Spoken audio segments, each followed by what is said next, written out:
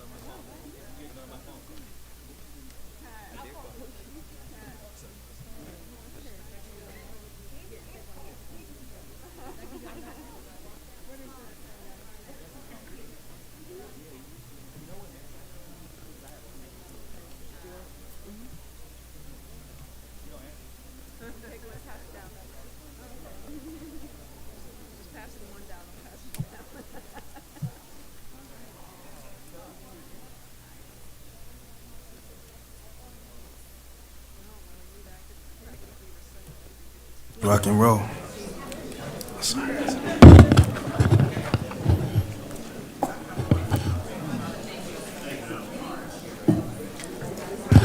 Thank you all for your patience. The time is now 7:31. Good evening and welcome back.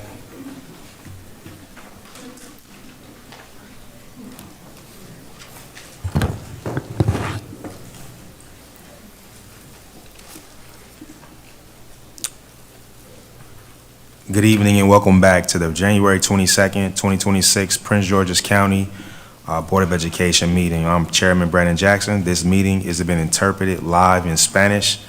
To listen to the Spanish interpretation, please call 508-924-5155. Once again, that's 508-924-5155. Please focus your attention on the screen for the Spanish version of this announcement. Hay una línea telefónica simultánea disponible para las personas que desean escuchar la reunión de la Junta en español. Si desea escuchar la reunión en español, llame al 508-924-5155. Thank you, Rosa. She lives on, yeah. For anyone unable to join us live, this meeting is being recorded and will be available for later viewing on the PGCPS YouTube channel. Lastly, for recording purposes, the chairman reminds all board members to ensure that their microphones are turned on when speaking. Ms. Brown, Board Member Brown, please lead us in the board prayer. Thank you, Chair Jackson. O God, we pray to administer that which is just in all education policies, being ever mindful of your guidance, steer us to action with love, wisdom, and understanding. Amen. Please rise for the Pledge of Allegiance. Pledge allegiance To the flag of the United States of America and to the republic for which it stands, one nation, under God, indivisible, with liberty and justice for all. Ms. McMillan, please call the roll. Ms. Ajakaye? Present. Dr. Anderful? Present. Ms. Boozer Strother? Present. Mr. Briggs? Present. Ms. Brown? Present. Ms. Goins McCants? Present. Dr. Moss? Present. Ms. Oliva? Present. Ms. Walker? Present. Mr. Jackson? Here. There are 10 board members present. Thank you. A quorum is present. If there is no objection to the January 22nd, 2026 meeting agenda, will be adopted. Seeing there is no objection, the January 22nd, 2026 meeting agenda is adopted. Next, for the approval of the meeting minutes. Are there any corrections to the December 1st, 2025 board business meeting? December 1st, 2025 closed session summary? December 18th, 2025 special board business meeting? January 8th, 2025 closed session summary? There being no objections, the meeting minutes are approved. News break. The chairman recognizes Dr. Joseph for the PGCPS Spotlight title, From Foundation to Finish. PGCPS student build their first tiny house.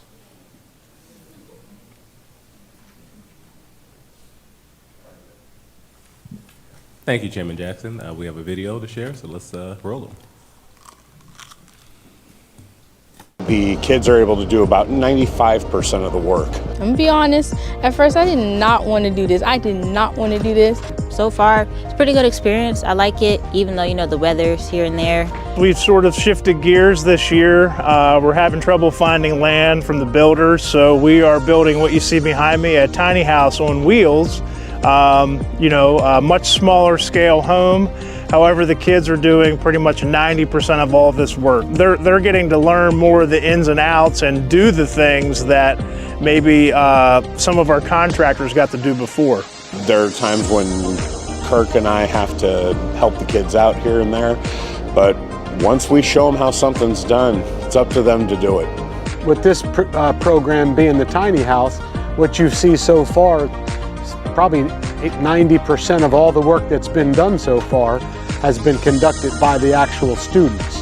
So we're proud of that. We're trying to have it an experience for students to get as much hands-on applied technology as possible. All the seniors we have out here were out here last year, and they seem to like it better because they're cutting all the boards, they're cutting roof rafters, they're putting, all the hangers and things in. They're doing things that they didn't get to do last year because we're on a smaller scale and we have more time to get it done. I feel so incredibly fortunate to be a part of this program. I am a transplant from California, the San Francisco Bay Area. For the last 4 years, I taught a building trades program at Armio High School in Fairfield. And this is where I wanted my program back home to be by maybe this year or next year. And so to be able to come out here to Prince George's County and find a system that's already been in place for so many years, and to be able to be a part of that and still be able to teach, but on a job site where the kids are hands-on, it's invaluable. I can't even put into words how fortunate I feel to be working here with these kids. And the moment when the kids step back and they look at what they've done and they look at what they've accomplished, and you see that sense of pride cross their face, and they smile and they pull out their phones and they're taking pictures of what they've done that day. And to me, there's nothing greater than seeing that pride wash over them and seeing them walk a little taller at the end of each day. They learn whether or not they want to do this in life, and they also learn, certain days we run into snags and we got to fix them. Those are part of being a contractor and being a carpenter. So they're learning more of the hands-on with this smaller home than they would with the larger house. When I was transferring to the school, I let my mom choose and she chose this. And her reasoning was because I like hands-on, and I like building things. Like at home, I like putting beds together, tables together, all types of stuff. So she was like, I knew you were gonna love it, and then here I am.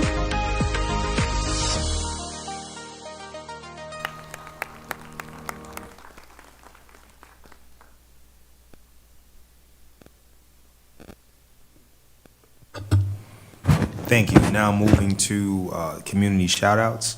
The chairman recognizes Board Member Walker from District 9. I am so excited. Hello, everyone. I want to say good evening to my colleagues and members of the public. It is truly a pleasure this evening to present the community shout out honoring one of our District 9's outstanding young scholars, Marvy Zarillo Arias, a 7th grade student at Stephen Decatur Middle School. I am also proud to acknowledge Principal Miller, who's here tonight, along with Marvy's teachers and school support staff because they are present tonight.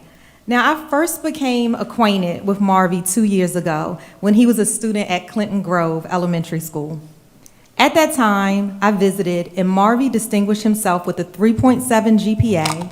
He was giving me service as a safety patrol officer, and he had such a story of perseverance, and it left me with such a lasting impression. And from that time, I have always said I will have Marvy here in front of our community to simply say thank you. He joined PGCPS, but he benefited from the English and Speakers of Other Languages programs, ESOL, through which he became fluent in English. When he came here, he didn't know English, and PGCPS taught him what he knew, and I'm so excited from our teacher's perspective, our staff perspective. It's just been such a journey, and he was so amazing and left this amazing imprint on me. Since transitioning to Stephen Decatur Middle School in District 9, Marvy has continued to excel. He has been on the honor roll since 6th grade. He's an exceptional student who consistently demonstrates respect, kindness, and leadership, and he truly represents the best of what District 9 and PGCPS has to offer. It's truly a privilege to recognize and celebrate his accomplishments this evening, so I'd like to invite him, his father, his teachers from both schools, and let's get this picture going and celebrate Marvy. So we'd like you to come on up right now. Come on down, Marvy.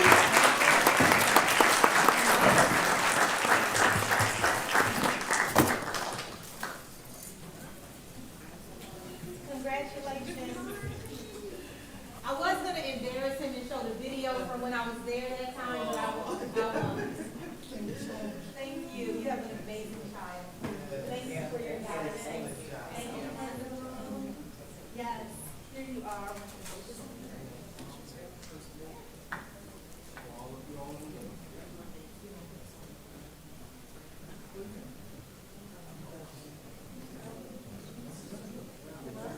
I'm so proud of you.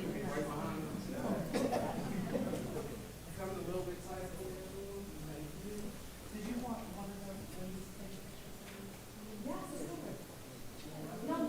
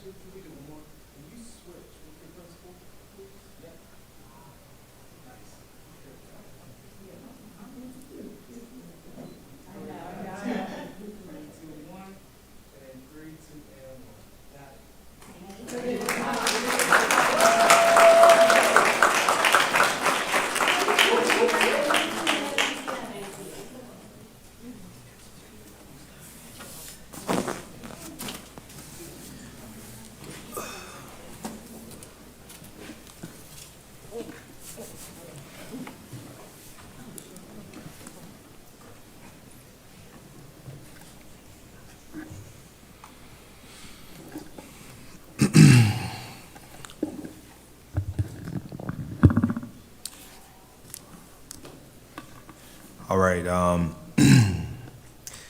Welcome to the new year. As we begin a new year, I would like to thank my fellow board members, administration, staff, and community partners for their continued dedication and support of our schools.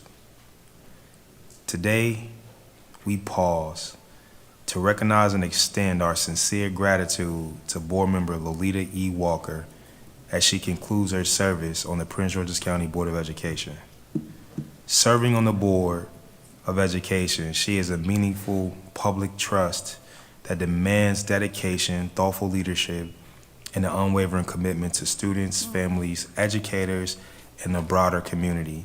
Throughout our tenure, Board Member Walker exemplifies these responsibilities with integrity, care, and a steadfast focus on what is best for our students. Her service has reflected and strengthened our mission to provide and and educate our students. What is it? Educate, advocate, and act together. I just want to throw that out there. Yeah, and Board Member Walker is my, freshman classmate. We came in this thing together. So I just wanted to pause for a second because we have a brief video that we put together. We, meaning Ms. McMillan, has created this video for us. So we want to turn our eyes to the big screen. On behalf of the Prince George's County Board of Education, we extend our deepest gratitude to District 9 Board Member Ms. Lolita E. Walker for her outstanding service and leadership. A proud graduate of District 9 schools in Morgan State University, Ms. Walker brought to the board nearly 2 decades of professional experience in engineering, operations, and global leadership. Her career reflects excellence, innovation, and a deep commitment to transformational change. Ms. Walker's decision to return home and dedicate her talents to public service speaks to her character and heart for community. During her tenure, she served as vice chair and chair of the board, as well as a valued member of several committees. Ms. Walker leaves a lasting legacy rooted in the belief that when we build together, our scholars thrive. We thank her for her service and wish her continued success in all future endeavors. May we all remember to educate, advocate, and act together.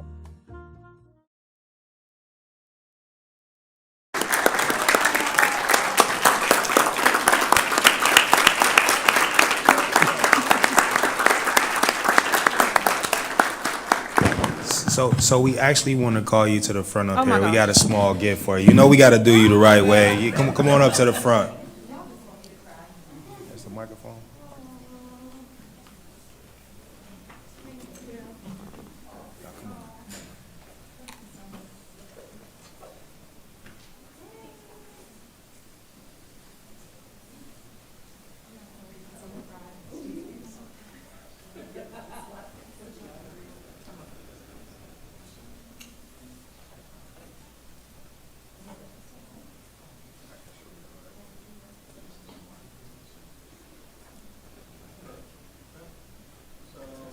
Testing 1, 2, man. Perfect. And can we slide down this way? And you know that you're the first line, so you should be in the middle, right? That's what I was. All right, so step up from the altar to the perfect.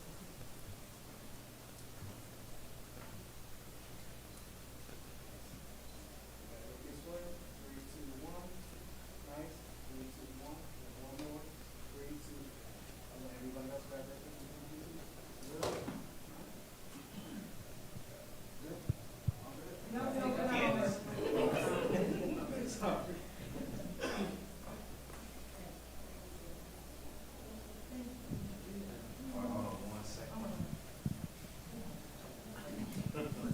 You know we can't let you get out of here without giving a speech. Oh, of course, I wrote it.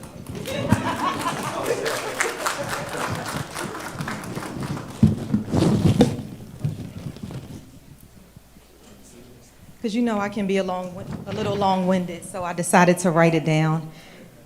Uh-oh, okay. If I'd known, I would have, made it look a little more snazzy.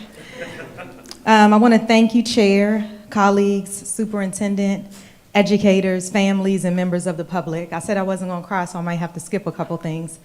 Tonight, I want to formally share that I'll be resigning from my role as the elected District 9 representative on the Board of Education, effective at the adjournment of tonight's meeting. Why are you guys standing up here with me? The decision to transition from this role is a legal requirement, given my deliberate choice to pursue service for my district at the county level. This is about progressing service and impact. It's about following the work where our community needs it most. It's about serving, leading, and connecting, the links to education, housing, transportation, and opportunities for our new families. As many of you know, my leadership journey in District 9 did not begin at this dais. It began in our school communities at the PTA level, where, like many of you all, you are still advocating for our scholars, supporting our educators, and elevating family voice. Serving District 9 has truly been an honor, and I am proud at the work we've all done.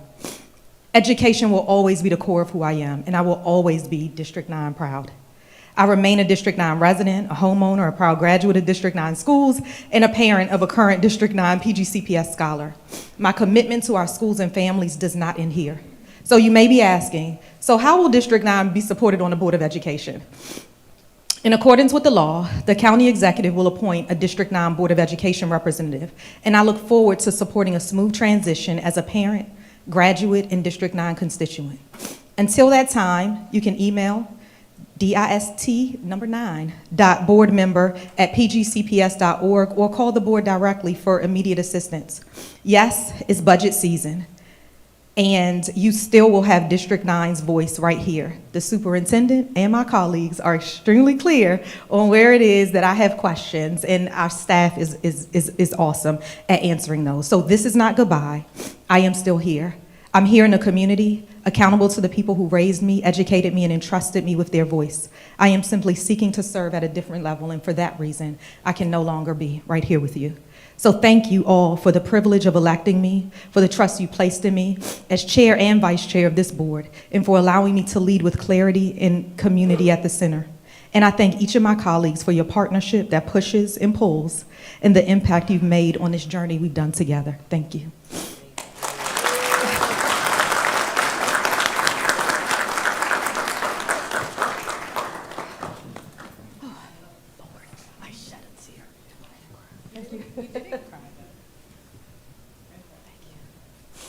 Okay, I think we can. Thank you. Oh my God. And thank you, board staff.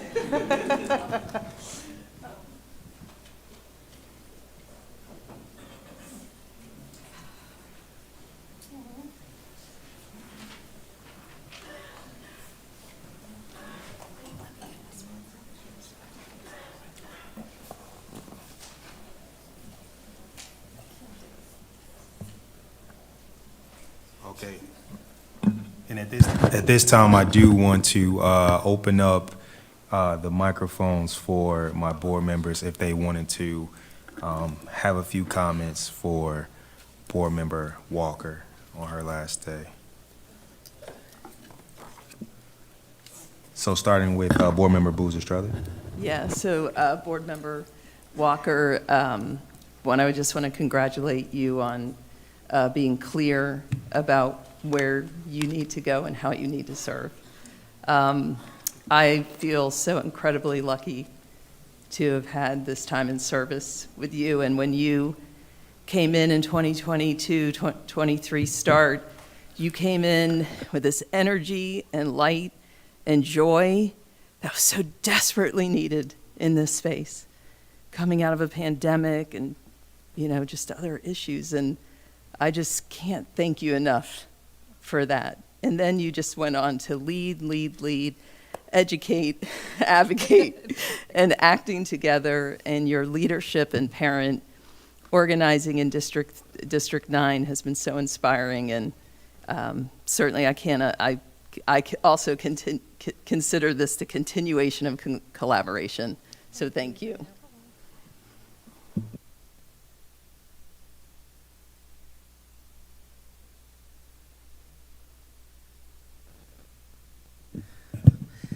So Board Member Walker, my next door neighbor, thank you so much for always being inviting, always answering the questions, especially as a new board member, not knowing how to navigate, and also being a PGCPS parent in this space. I really appreciate your insight. I appreciate your kind words, and I also appreciate your accountability. Too bad I can't crinkle candy next to you anymore. That drove her nuts. But I really do appreciate just being able to understand fully what it means to be in this position.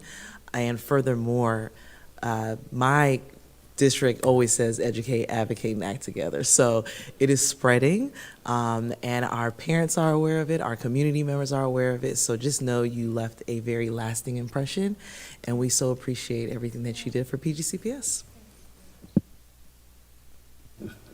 Dr. Boss. Dr. Lolita E. Walker. I want to make sure I say that. I know you got something big happening tomorrow, so we don't have too much longer to just call you Lolita anymore. But I've truly got to say it has been a plum-pleasing pleasure. Little alliteration there. You'd appreciate the language spin. To serve with you. I've got to be honest and say I didn't think it would be a plum-pleasing pleasure when we first met. It certainly wasn't a pleasure, but it became a pleasure. And I've certainly enjoyed working with you through policy and governance and have come to appreciate your leadership. I've come to appreciate your perspective. I've come to appreciate your determination. We've killed a lot of bills together. Hopefully we'll kill more over the next few months in the General Assembly that don't always serve the best interests of PGCPS, and I thank you for that. And I grew up, as you know, in Mississippi, and we often say in my old church, may the work I've done speak for me. And I want to say that the work you've done on the school board indeed speaks for you. And I don't know that anyone will be able to replace you. No one is more crazy about District 9 than you. We will try to, over the time of whatever gap this is that your position has to be filled, to honor and respect the work that you've done. But there's no way we could fill your shoes during this time. But thank you for your leadership. Thank you for pushing me when I didn't believe in what you had to say, and when I was wrong. You allowed me to sort through my wrong, and I appreciate the pushback that we have for one another. And I wish you much success. And I've got to joke a little bit on the way out in my final comments. Perhaps it is you that set the county council building on fire on your way there, because it caught on fire yesterday. So I'm assuming you may have done that in advance of your election. So thank you for your leadership, and I look forward to seeing you around.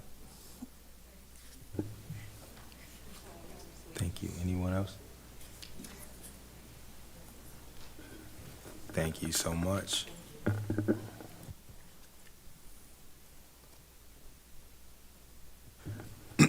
Moving on to a more somber note, at this time, I would like to call for a moment of silence as we honor the memory of the following PGCPS staff, family, and community members.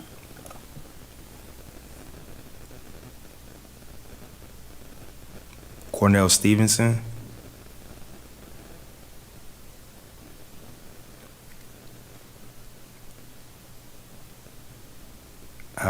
Algina Franklin Pratt, Tracy A. Long, Community Schools Coordinator, Rosaryville Elementary School, Lemuel Jones Jr., Bus Driver at Douglas Bus Lot, Marsha E. Ham, Bus Driver at Greenbelt Bus Lot, Dolly Mae Goins, grandmother of board member Zakia Goins McCants, Prince George's County Board of Education, Linda Mae Mensa, mother of Paul Mensa, Special Education Compliance Liaison, Department of Special Education, Joseph Woodwich Jr.,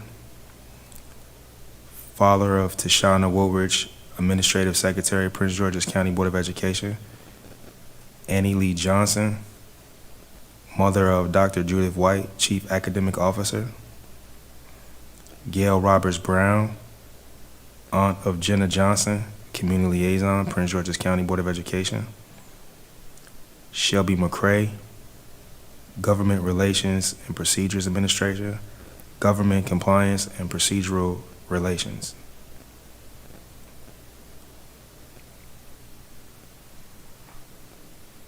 Thank you.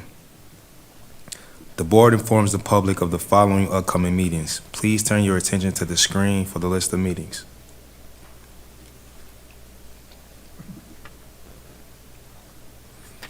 The The next business meeting of the Board of Education will be held on Thursday, February 26, 2026, at the Sasser Administration Building Room, beginning at 5:30 p.m. Please continue to check your board webpage for updates and more information. Now we'll be moving to public comment. The chair recognizes the registered speakers for their public comments. To our registered speakers, you are allotted 3 minutes to share your remarks. Speaking time may not be transferred to another individual.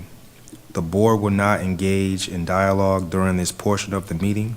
Speakers are expected to refrain from using profanity and derogatory language. A warning will be issued once. Continued misconduct may result in the speaker being muted or removed from the meeting.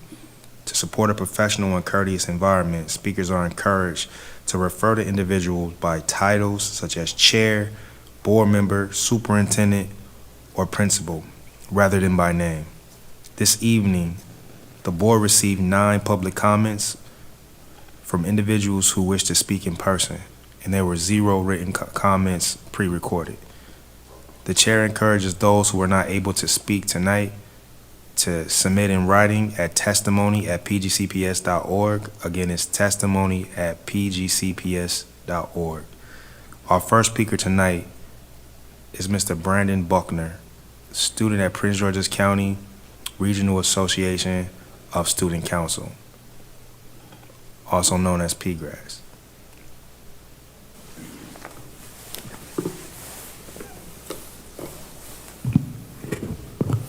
Good evening, board members, board chair, vice chair, and superintendent. My name is Alzina Jones, and I am the president of the Prince George's County Regional Association of Student Governments. And today, I have my lobbyist here to introduce to you all our PGCPS policy platform.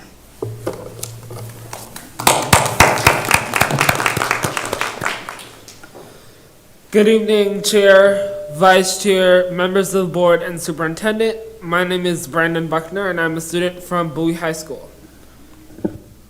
Beginning with the policy platform, Pillar 1, Youth Representation. We support A, student election of school student government officers. B, student election of student members to the Prince George's County Board of Education. C, designation of student members on state and local boards of education as members with a full official vote. D, development of superintendent student advisory councils at the school system level and principal student advisory councils at the school level, as well as student member of the board's student advisory council. E, appointment with student input of student representatives to boards and commissions at both local and the state level, which deal with both youth-related issues and concerns. F, appointment and fair compensation of advisors to support the empowerment and representation of students. G, establishment of school student council associations with the support of full-time advisors in areas where they do not exist. And H, providing students opportunities to speak about issues that may directly affect them. Pillar 2, peer leadership. We support A, maximizing the use of leadership in all student organizations. B, establishing peer counseling and peer mediation programs in all schools. C, establishing peer tutoring and mentoring programs in all schools. And D, youth-led school and community service initiatives. Thank you.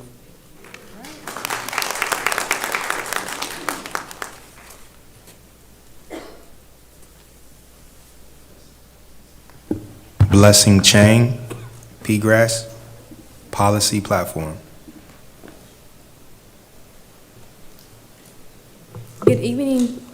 Good evening, Chair, Vice Chair, Superintendent, and board members. My name is Blessing Chang, and I am also from Bowie High School, and this is the policy platform continued. Pillar 3, education. We support A, high quality and equitable education for all students, including high academic standards across all subjects, equitable per student funding statewide, full state and federal funding for mandated programs, and reduced class sizes where needed. B, personalized diverse academic pathways, including instruction tailored to students' needs and abilities. diverse curriculum with specialized areas of studies, and access to full range of courses such as general education, honors, AP, IB, and dual enrollment. C, academic accountability and recognition, including weighted grading systems and clear notation of honors, advanced, and intensive courses on report cards, syllabuses, and transcripts. D, well-rounded student development, including visual and performing arts education at all grade levels. And E, early preparation and student success, including early intervention programs to ensure students are ready to learn, initiatives that encourage students to remain in school. We oppose A, the diversion of public education funding, including public funding for private education, except in cases of special education, and C, mandatory public school uniforms. Pillar 4, student safety and discipline. We support A, proactive and prevention school safety measures, including efforts to prevent violence, vandalism, and unsafe conditions, as well as regular maintenance of school facilities and grounds. B, social, emotional, and behavioral supports, including anger and stress management education, early intervention and prevention programs such as peer mediation, PBIS, alcohol and drug intervention, and social emotional learning. C, clear and fair, transparent discipline systems, including system-wide behavior standards, publicly accessible progressive discipline policies that adhere to the Student Rights and Responsibilities Handbook. We oppose A, punitive disciplinary practices, including drug testing of students on school property and disproportionate or excessive use of force and overly restrictive technology policies. Thank you.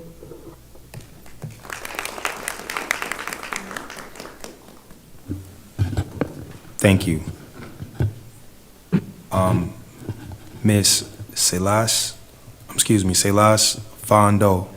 Mr. Selas Fondo, excuse me.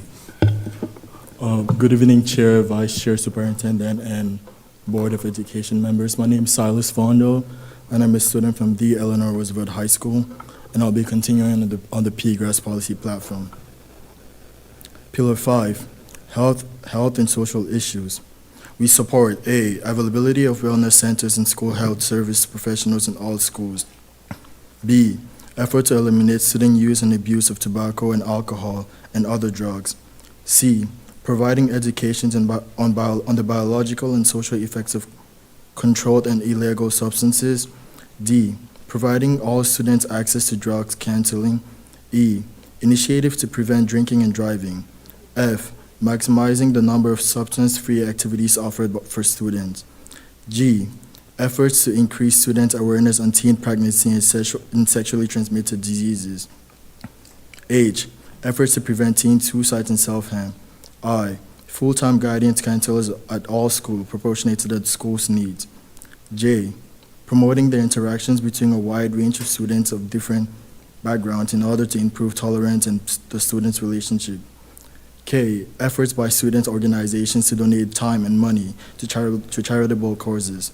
L, providing and promoting additional mental health organizations and resources, including but not limited to psychologists and crisis hotlines, anxiety/stress reducing approved sites, and therapy supporting groups, and providing students more mental health resources, and COVID-19 safety protocols as needed, or inclusivity on health education pertaining the LGBTQ community.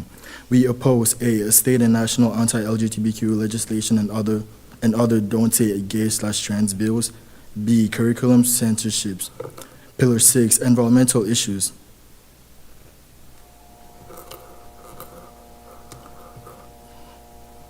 Excuse me, sorry. We support A, promoting a comprehensive green school program in Prince George's County schools. B, practices and instructions, we support environmental protections at all schools. C, establishment and maintaining a comprehensive recycling program in all schools. D, offering student activities that focuses on the environment while providing service hours opportunities. E, limiting the use of exposure to harmful chemical and school property. F, county and community initiatives that encourage a cleaner environment. G, teaching of environmental literacy, pollution control, and national and global conservation strategies in public funded schools. We oppose A, the constructions of data centers near Prince George's County public schools. Thank you. Thank you, Mr. Fondo. Did you guys happen to share your platform with us in our policy and governance and everybody? Could we get a copy of that? Can you guys say, and then we'll work with the community liaisons to get the email so we can make sure that we got your platform with us as well. Thank you. Next up is Judy Mickens Murray.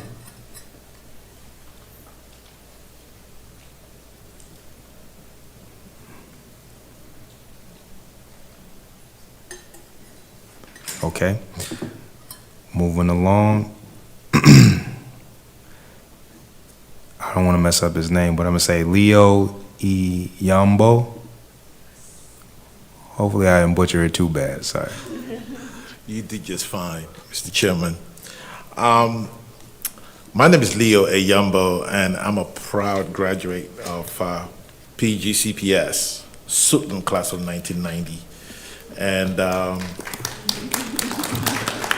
And I'm here today. First of all, I want to thank you for the opportunity to have me. And Mr. Chairman, Vice Chair, members of the board, the superintendent, and fellow citizens. I'm here representing Bowie State University. And I'm the director of the Public Health and Informatics Technology Program. And this program encompasses 4 departments: the Department of Computer Sciences, Computer Technology, Health Administration and Management, and the FEED department. So we are here to seek a partnership to enhance artificial intelligence, AI, literacy for K-12 students for PGCPS. The importance of AI is something that we can really avoid. I know formerly, a long time ago, I used to be a county council candidate, and I used to say, most of the time when we debated, people would tell us we need to go out and teach students how to code. That is obsolete. Now you have AI that will code for you and will prove the code. So we need to be able to be in tune. We need to be able to in tune ourselves with this new tool to be able to enhance our students' knowledge in the new world, which is more challenging, in order to actually meet all the needs that we might in the near future. The world is changing fast, and I believe PGCPS will provide the students the needed tools to foster and develop and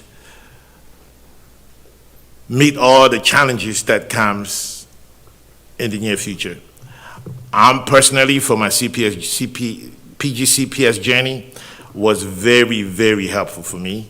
It helped me move from PGCPS at Sutton High School, unbelievable, to the Ivy Leagues. And I think every student in this county should have that chance. So I'm here to actually seek a partnership between the FEED program and Bowie State University. Thank you.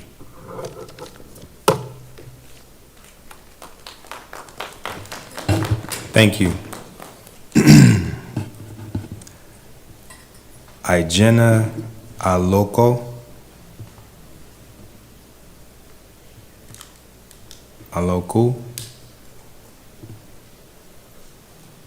Individual closing the care gap, supporting families beyond diagnosis in Prince George's County.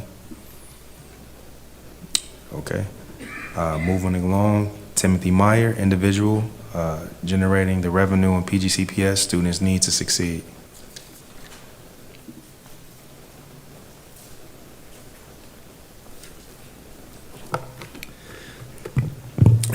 Thank you. Protecting the blueprint will require a permanent, coordinated campaign. I wrote those words in the Baltimore Sun 7 months ago and have run that campaign ever since, because ensuring full funding for PGCPS is a fight we must win. Earlier this week, the superintendent detailed our need for additional county funding, $50 million to stabilize our schools. That's vital for this year. But to generate real long-term revenue, county leaders must also put trim on the table. Trim is how we underfunded our schools for years. It's how we dug a $20 billion school construction hole. How we betrayed generations of kids, all to give politicians an election year talking point, instead of giving students the education that they deserved. Let me be clear. No tax cut is ever worth an education funding cut. And with multi-billion-dollar blueprint shortfalls ahead, the time to talk about revenue is now.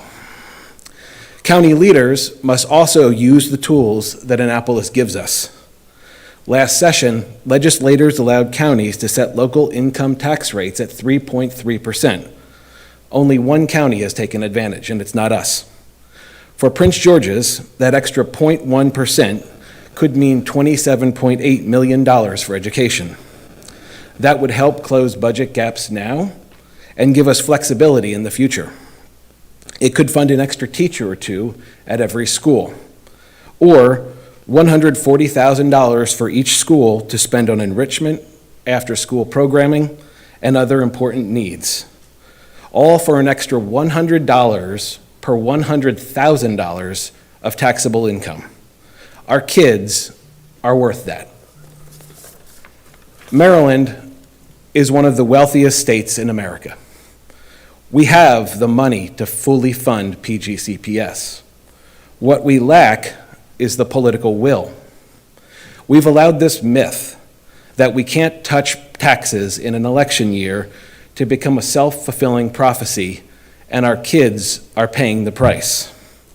Trading a few extra dollars off our tax bill for half a century of underpaying our educators, underinvesting in our schools, and undervaluing our students. We've allowed public officials to get away with worrying more about losing an election than losing our children's futures, and forgotten it is not our job to protect the politicians. Our only responsibility is fighting for the students of PGCPS and delivering the resources they need. That campaign will always continue. Thank you all very much.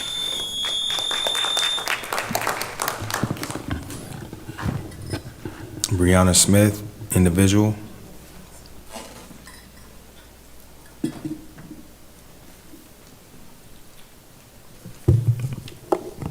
Good evening.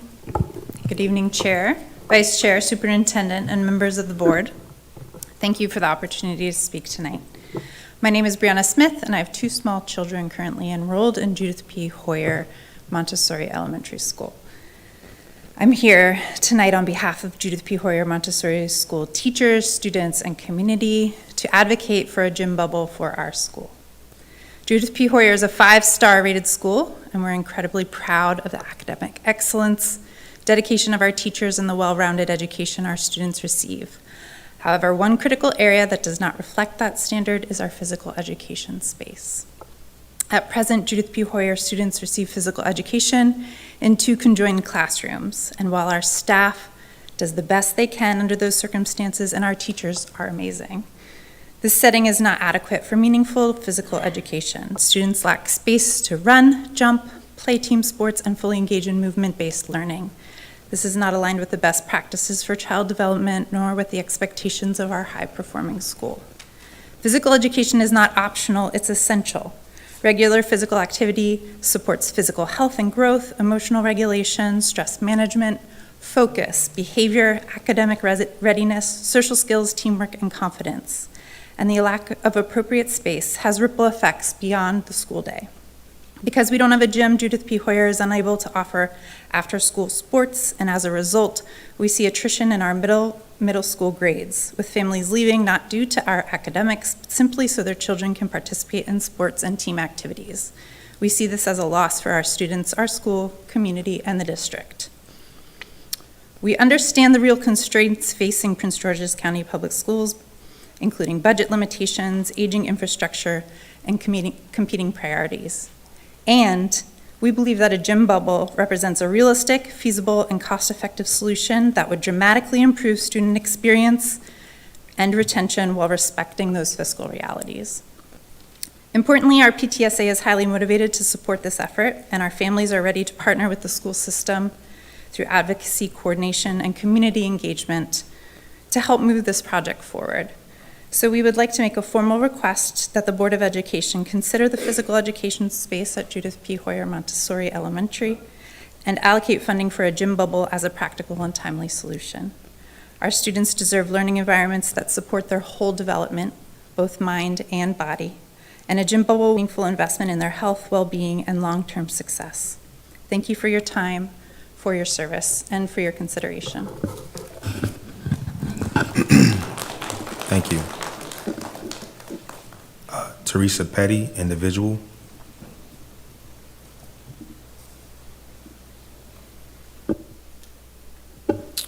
All right. There are no written comments or pre-recorded public comments at this time.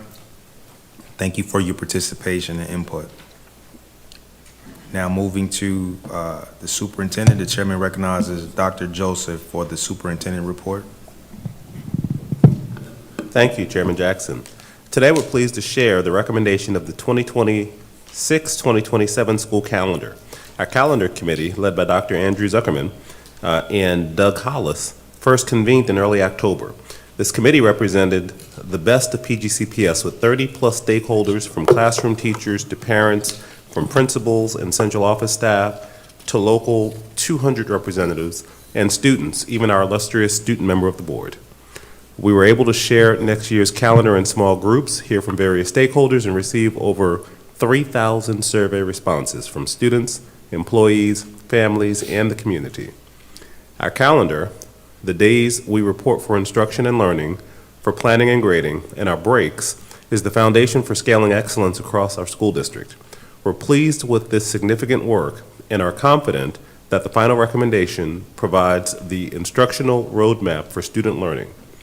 Also, we have developed a draft 2027-2028 school calendar year. So tonight, we will also share our new approach that will position us to come before you every January to approve the school calendar for 2 years ahead. This will be a positive shift in our calendar approval timeline. At this time, I'll turn the presentation over to Dr. Zuckerman and Mr. Hollis to provide greater detail about the 2026-2027 school year calendar process and final recommendation. Thank you, Dr. Joseph. We know you have a lot on your plate tonight, so we'll be brief. Just want to share the guidelines for setting the calendar, which we've been through before, but just want to highlight for you and for the public. There aren't that many moving parts these days with the calendar. We have guidelines from the Maryland State Department of Education for a minimum of 180 student days and a certain number of hours that we have to hit each year. And there is a long list of state-mandated school closures that we have. Those are non-negotiable, so we build our calendar first and foremost around those guidelines. And then from there, we look at our other guidelines that we have, namely our negotiated agreements, as well, which includes 8 half-days, 4 for grading, 4 for planning, strategically placed in the school year, and then that leaves us some time for professional days. So we have a certain pattern at this point in terms of when we start the school year and when we end it, and we just move within this framework. I'm going to turn it over to Mr. Hollis just to share a little bit about the process, and then this will be on the agenda for you to vote on later tonight, but we're happy to answer any questions. So there are 2 things on this slide that we just want to highlight for you. First are the phases of the process that we use every year. The gathering of interest, actually, even though we convene the committee every fall, one of the things that we are able to set as our foundation is the survey results from the previous year. There are many feedback, comments, and statements given during that time that provide us a large portion of the interest of our constituents, our stakeholders within our school system. And so when we meet with the committee, we're able to gather those interests, hear from our union partners, employees from all over the school district, students, et cetera. And then we move on to beginning to put some things on paper to test out and develop some scenarios. And we try to go to small groups. We try to go to various places. PGRAS is kind enough to allow me to come annually to share with that group of student leaders, which is, I think, is an excellent opportunity to get more critical feedback from a large group that this calendar certainly would impact. Finally, in phase 3, we have finally kind of put together some scenarios that we think is worth sharing with the public. We get those surveys and put the survey out. This year, over 3,000 responses. We receive 70–80% of them very positive towards what we have put forward, both for 2026 and 27 school year, as well as a draft for 27–28. I want to just turn at the bottom of this slide for a moment to just look at what we are proposing as a process for us moving forward. So this January, as we stand before you tonight, we hope that you're able to move with the superintendent's recommendation for the 26–27 school year calendar. We have a draft. We've shared that draft with the public. We hope to come back to you all early next school year in September and say, here's a draft that we believe is good. Let's finalize it. Let's put it out on paper. We have community members and many folks who work with the school system who just say, if I had more lead time, if I knew a little bit further in advance, I would be able to plan other activities for our students and make sure that it's the kind of learning environment that we want. And so we would do that in September, and then right in October, we would convene our committee like we do annually, and then come back in January or February of next year and stand before you and say, here is the 28–29 school year calendar, which actually would put us about 18 months in ahead and allow us to see an opportunity annually to do that process. So this year is compressed and has a lot in it, but we feel comfortable with it and the feedback that we've received, and we believe that this is a great path for us moving forward, and it allows Prince George's County Public Schools to lead, not follow and look to our left or right and see what other school districts are doing, but do what's best for us. Slide. Finally, I just want to highlight 26–27, which you all will deliberate on and hopefully take action on tonight. First day of school. Last couple of years, we've liked this Tuesday start. We've done it historically many years ago. And so starting again on Tuesday, August the 25th, Dr. Zuckerman has already referenced the 8 total early release days, 4 of those for planning, and then 4 of those for grading. 1 of those occurs each quarter. Then there are 4 professional days. We've listed the dates there for you. And then there are some additional school closures that we will have in the system, 1 in September, 1 in May. A winter break, which is something that we also continue to hear feedback from our community. That includes 2 weeks off. So as we've stated previously, starting on the 24th through January 1st, we're mandated by the state. And so we looked at it and said, we believe in getting out by Tuesday, June the 15th. We still had the opportunity to take that entire week off in December. And so we presented that as part of this calendar. Spring break is there as well. And the additional days right around Easter, the Friday before and the Monday after by state law. So those are the aspects of the calendar. Publicly, we want to thank our committee. We think it's one of the best committees in Prince George's County Public School System. It's 30-plus people, a lot of great ideas, and even though this is more of a science and then just a little bit of art, it's just amazing the way that group comes together, and we want to thank them. We want to thank our community for the way that they continue to respond to our survey and respond and take a look at our calendar. And then we just want to thank you all for your consideration tonight. And then I'll just turn it back over to our board chair to see if there's any additional comments or questions.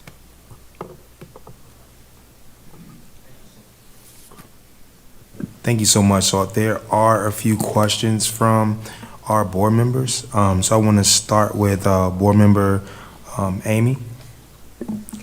Thank you, Mr. Chair. I just want to say kudos on this advanced calendar planning. I could not be more excited about it. It was going to be my comment tonight to please try to work on getting calendar approval earlier, which I hear from a lot of families. So I just want to say thank you for your hard work.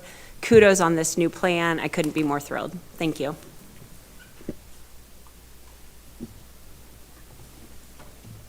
Board member Walker. Thank you so much. And again, reiterating, thank you for getting this in advance.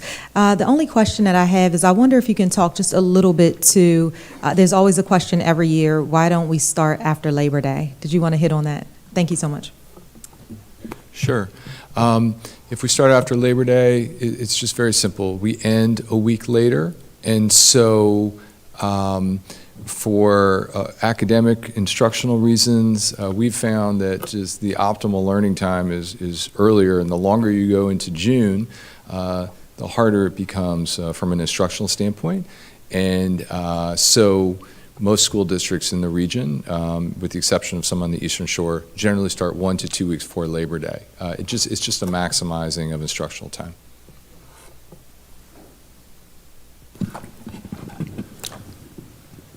Let's say, is that Dr. Moss? Thank you so much, Chair Jackson. Thank you for all of the work that you've done on this. I'm going to build on your previous comment and perhaps get in trouble a bit. But I'm curious around our surveying. Have we surveyed different models? I'm curious as to whether or not we put before our teachers and our students what it may look like for a year-round school option, particularly in a place where we have tremendous slides in terms of performance. That has proven to be effective in terms of research, of moving to a year-round calendar. So when you all are developing the survey to get feedback from the community, if not yet already, I think I'd like to see if there's an appetite for us to have a calendar that has more recent research in terms of what is best for young people. This agrarian model that we use in terms of calendaring perhaps worked for families in the rural South and prior to the work that we're doing now, so that families can do what they wanted to and certain folks could go to work. I'm interested in a calendar that perhaps reflect the academic challenges that we have and being able to meet them in a structured and strategic way. So one, have you all collected the data? And I'm not going to ask you to opine on whether or not you believe in my philosophy, but are you collecting the data, and will you commit to collect that kind of data in future iterations of the survey? Yeah, I think we can look at it, absolutely. We can figure out how to gather it. What you're suggesting has been outside the scope of this calendar committee, because we've operated within the traditional framework, the guidelines from the state negotiated agreement. So something innovative like you're talking about would require, in my opinion, a separate work group that would be focused on innovative school calendaring that would sit separately from the traditional school calendar process and work in parallel, just because of the impact on the negotiated agreements. Mr. Hollis and I were part of Montgomery County Public Schools when that innovative calendaring process, Dr. Collins was there as well. 2 separate work streams because of these different factors. So I think we'll take it back to Dr. Joseph, Dr. Collins, and discuss how we can move that forward, whether it's a combined effort or 2 work streams, but absolutely. I appreciate that commitment, and if the outcome is not what I suggested, I think it is worth some outcome around innovative calendaring to be able to meet the diverse needs of our young people.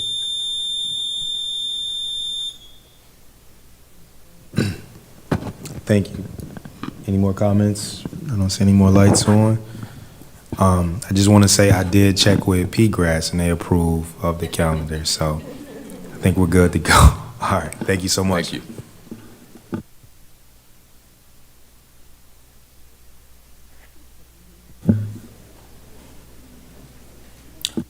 Dr. Joseph, does that conclude your superintendent's report?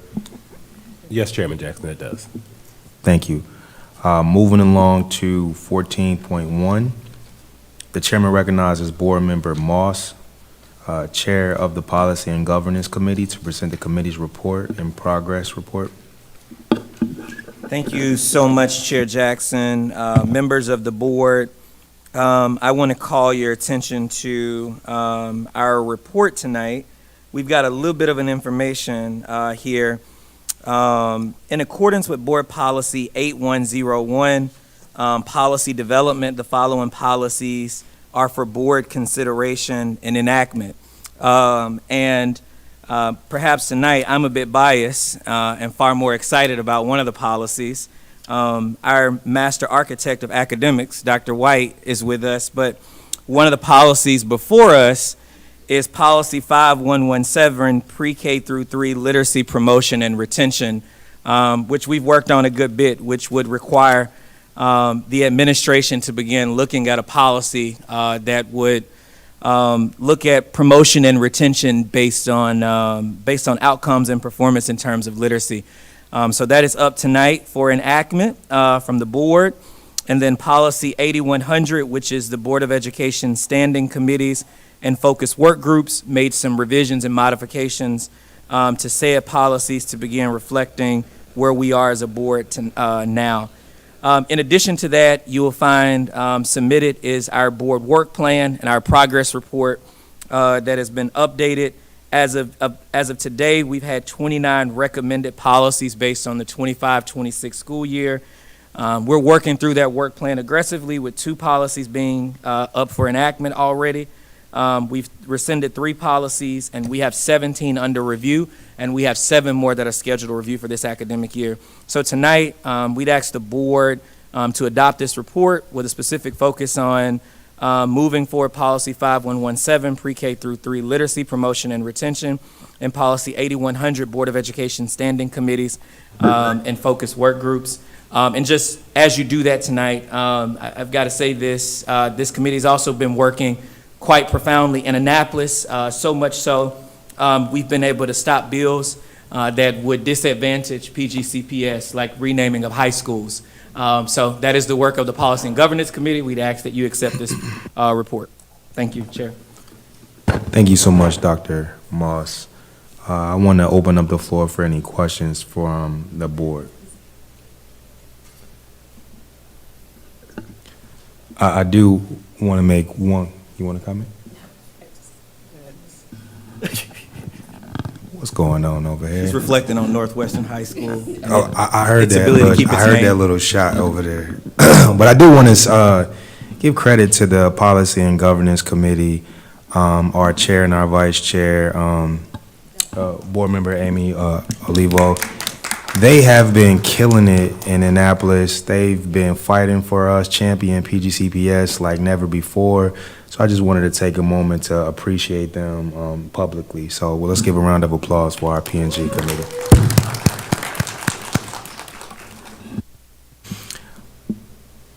We do have to vote on that too. So if there is no objection, the board shall accept the committee's report and recommendation. Our recommendations are accepted. The chairman now recognizes the superintendent, Dr. Joseph, for a budget update. Thank you, Chairman Jackson and members of the board. Yep. If we can grab a clicker. Thank you. Tonight, I'm proud to present the Prince George's County Public Schools FY27 budget. This budget request is for $2,994,817,789, representing a 1.2% increase, or $36,144,160 additional dollars from the FY26 budget. This is a modest requested increase when you view it against inflationary pressures, enrollment needs, and the rising cost of special education, compensation, and instructional supports. I want to be very clear about what this FY27 budget represents.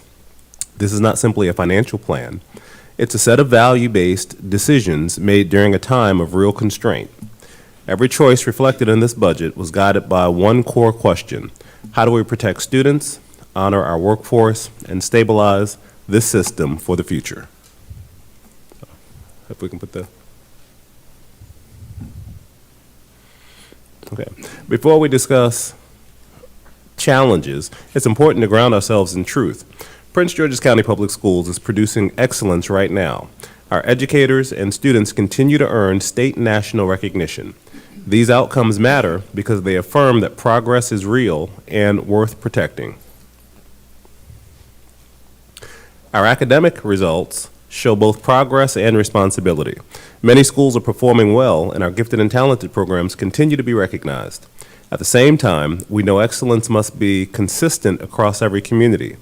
This budget is structured to prevent regression and to expand access to high-quality learning. In a year of constraints, what we choose to protect matters. We protect early childhood education, literacy, and the arts because they shape how students learn, think, and engage with the world. These are foundational investments, not optional ones. Our responsibility to students with disabilities is both legal and moral. From birth through 21, families depend on us to deliver services with dignity and fidelity. Special education is not discretionary spending. This budget reflects that obligation while confronting rising costs. This slide marks a pivot. You've seen our mission and commitments. What follows is an honest accounting of the fiscal reality we're navigating and the disciplined choices required to remain stable. Every decision in this budget was guided by three principles. We prioritized what matters most for students, we invested strategically where outcomes matter, and we streamlined operations to live within our means. These were intentional choices that were not across-the-board cuts. We refer to these investments as accelerants because they increase the speed and scale of improvement. In a tight fiscal environment, every dollar moves forward, not simply maintaining the status quo. And we've identified 5 accelerants focused on special education, safety and security, professional development, artificial intelligence, mathematics and reading, and employee compensation. So actually 6, not 5, excuse me. We must be candid about the challenges before us. Enrollment is declining, our fund balance is shrinking, and the cost of doing business continues to rise, particularly in compensation and special education. These are structural challenges that require a disciplined response.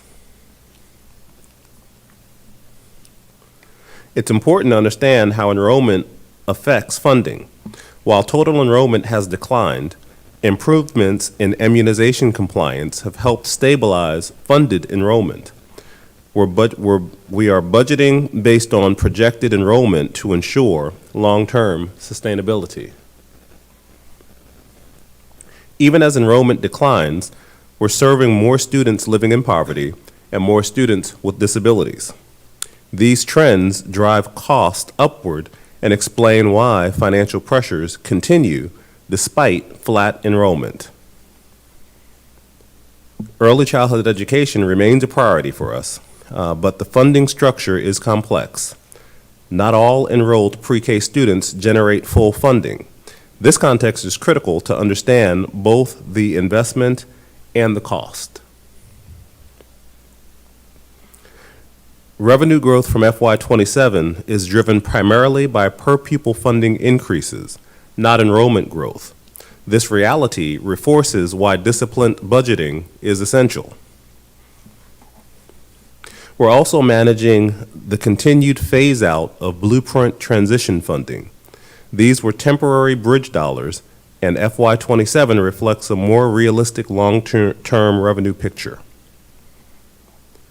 While the state shares of funding is increasing under Blueprint, the county share has been held to the minimum required.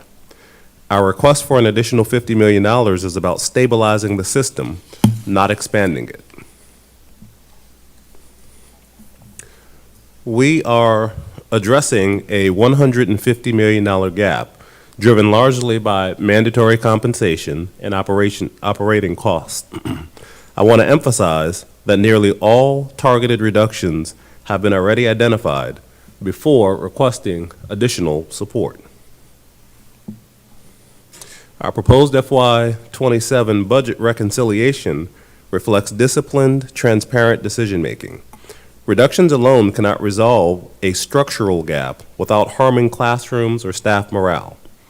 We also see unavoidable increases in the cost of doing business, including textbooks, technology refreshes, utilities, maintenance, and school-based considerations. In addition, we're proposing targeted program enhancements in special education, safety and security, AI literacy, academic interventions, and professional development. After accounting for expenditure increases and implementing nearly $150 million in reductions, we're in need of $50 million additional dollars. Historically, Prince George's County invested above the minimum to support its schools through the telecommunications tax. 2 years ago, when we lost that tax, it reduced that flexibility. FY27 is a moment to restore balance and to protect opportunity. These reduction levers reflect deliberate, responsible decisions.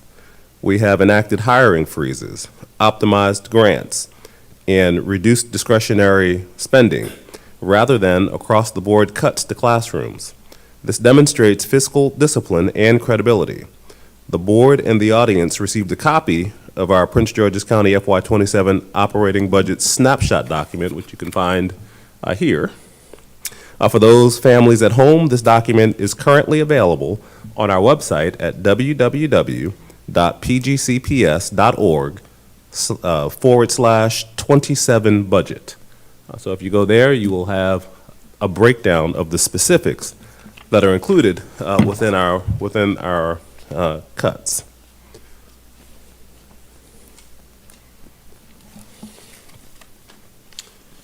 As we look at our specialty program changes, these were among the most difficult decisions we faced. Changes were designed to preserve continuity for students, maintain core instructional elements, and ensure equitable access to college and career programming. And as we look at the changes that are proposed in this particular budget, if I'll walk through, because I know these are the probably most significant that do actually affect the classrooms. We have recommended changes in our boundary immersion programs. Specifically, those programs would be transitioning for Paint Branch High School, which has Paint Branch Elementary, I'm sorry, which has 547 students, and Capitol Heights, which has 139 students. Chinese as a world language would be offered, so though we move from the immersion, the Chinese program would still be there, but it'd just be offered as an elective.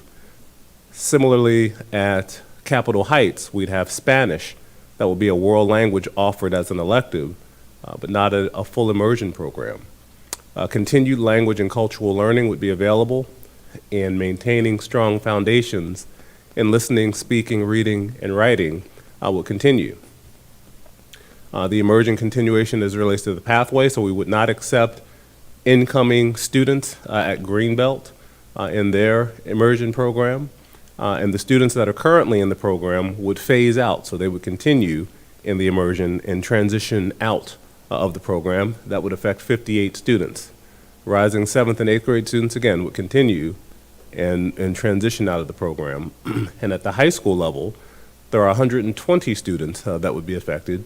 No new incoming students would be accepted into the Largo program. Program continuation for current students enrolled would phase out, and we would continue the world language instruction that was available at the school. In terms of international baccalaureate programs and the primary years programs and middle years programs, we would discontinue those at the elementary and middle level. So you'd have Melwood Elementary School's primary years program, where there are 556 students. Maya Angelou Elementary School, Eisenhower Middle School, James Madison Middle School. Frederick Douglass would lose the MYP, but they would continue with the diploma program. And then formal IB designations for these programs would go away, but we would continue the inquiry-based learning through current curriculum and connections, and also maintain the language ability to access languages. And then for middle school AVID, we're recommending to remove the AVID programs. Reason being, we do have dedicated career counselors in every middle school now as a result of the Blueprint dollars. And college and career readiness would be available for those students as a result of those programs.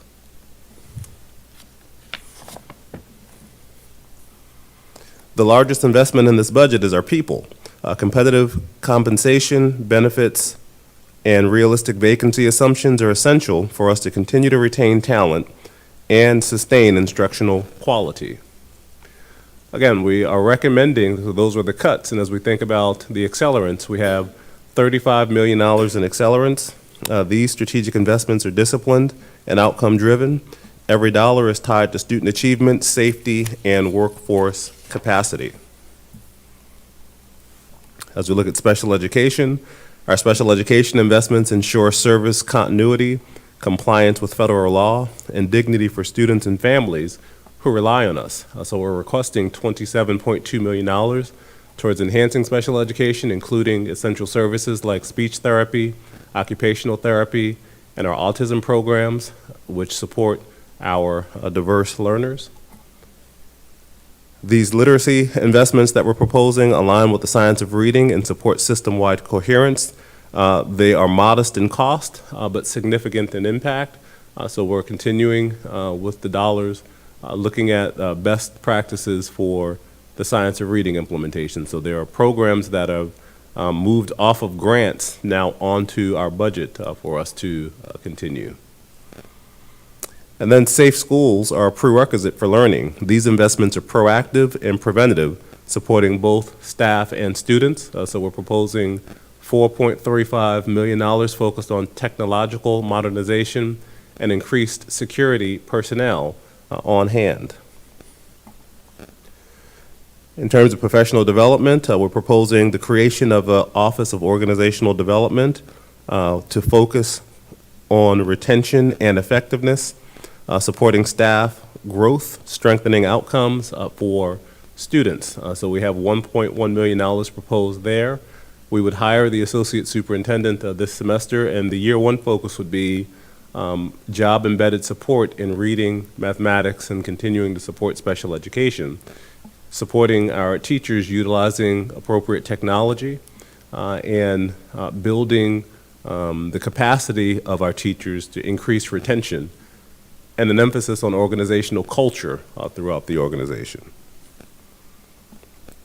And with artificial intelligence, AI literacy prepares our students and staff for the future while improving operations today.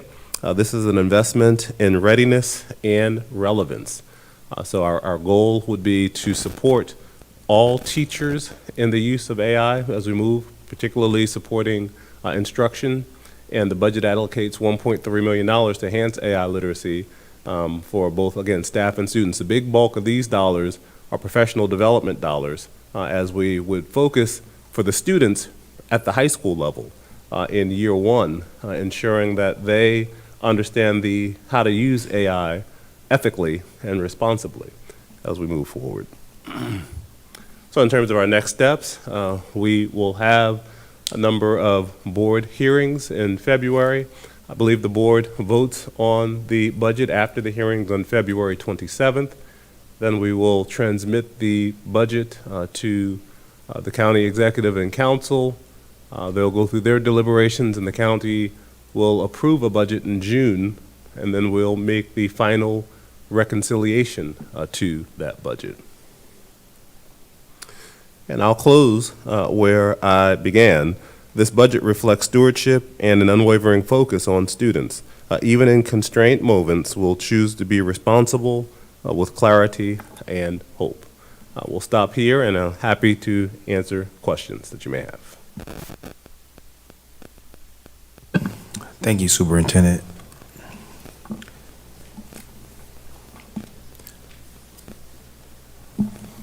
So, I'm waiting on my board members. Okay, so I'm seeing the lights coming up now, but before I move on to Board Member Walker, you're first up.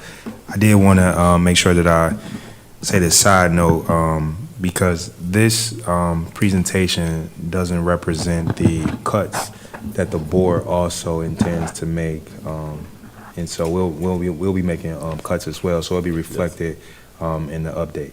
Yes. Okay. Alrighty. Moving to Dr.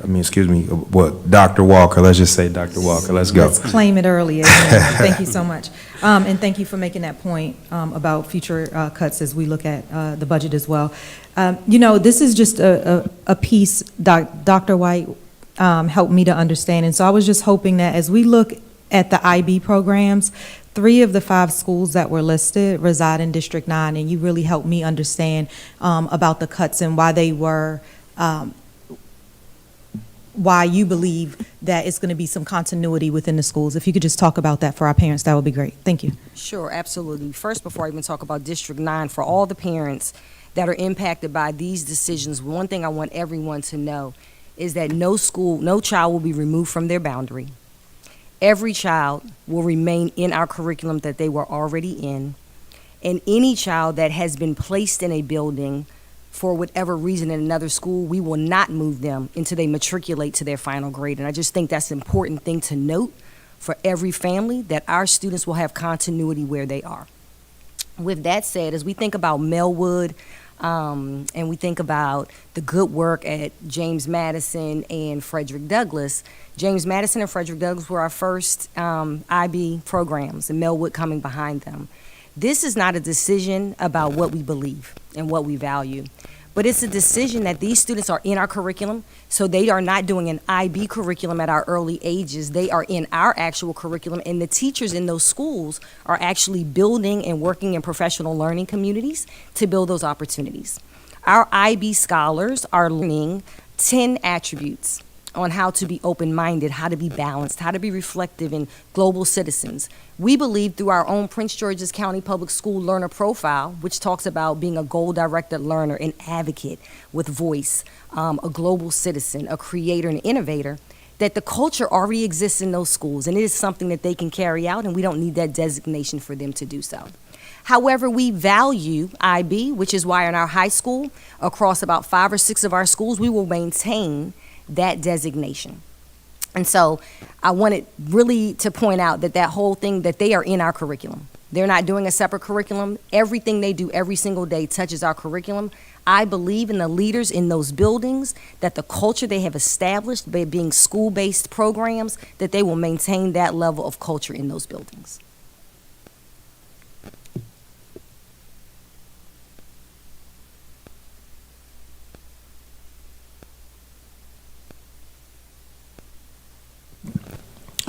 Board Member Airy. Oh, thank you for the updates. So my question is mainly about like the boundary immersion programs and how it's going to be switched from immersion programs to specifically just like the classes. I wanted to ask for the students that are in these programs right now, so would taking a class still offer like the same benefits and still cover like the same contents as, being involved in the immersion program? Or would there be some things that are cut out of that because it's just a class now?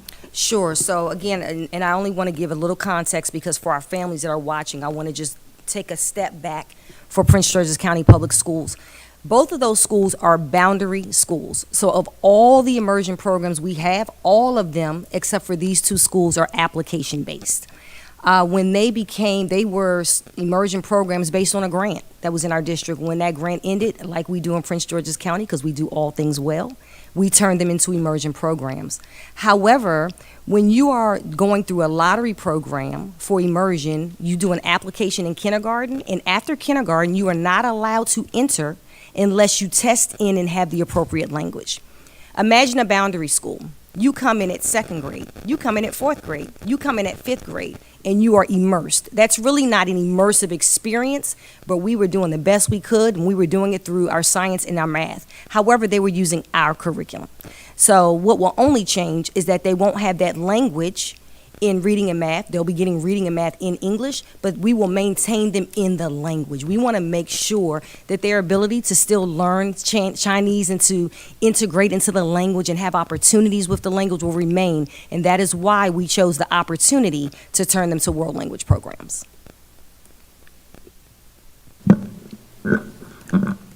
Dr. Anderson.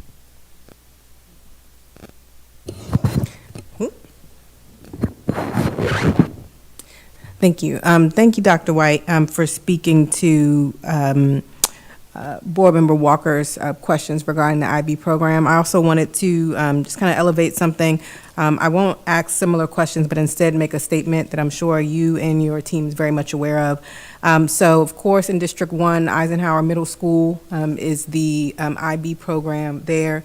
And Principal Mangrum, who actually just had the opportunity to meet with rather recently, what we know to be true, of course, is that our schools who are designated as IB programs, and I'm going to say this without having spoken to all of our leaders in the schools, but thinking specifically about Principal Mangrum, it's a title that they hold dear.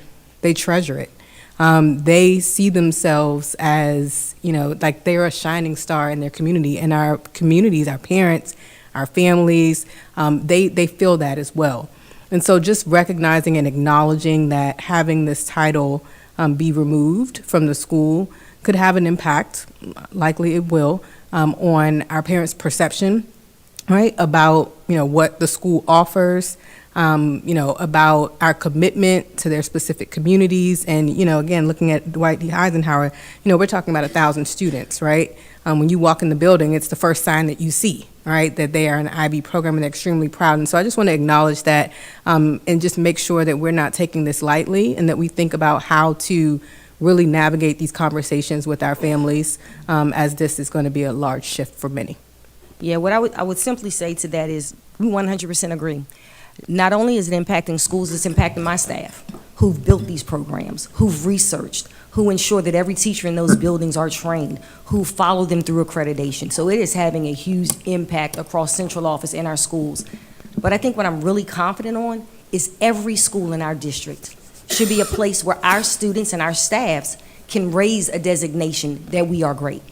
We propel ourselves into an opportunity for our families to know that the designation alone should not be what causes us to be great, but when they walk into our buildings every single day, what they see, what they hear, what they feel is a great place for their children to be. Well, we will work with those schools. Our staffs will continually go out. If they want support on how to maintain, we will be there to support them throughout this process. And I'd just add briefly, again, these were probably some of the toughest decisions we made. But the IB program was $2.8 million. In the part of this to maintain that, and with the implementation of the blueprint, we've talked about this months ago. The blueprint doesn't support specialty programs and things of that nature, so we were putting additional funding that wasn't included in the blueprint dollars to maintain, and it was a central office budget that was maintaining that.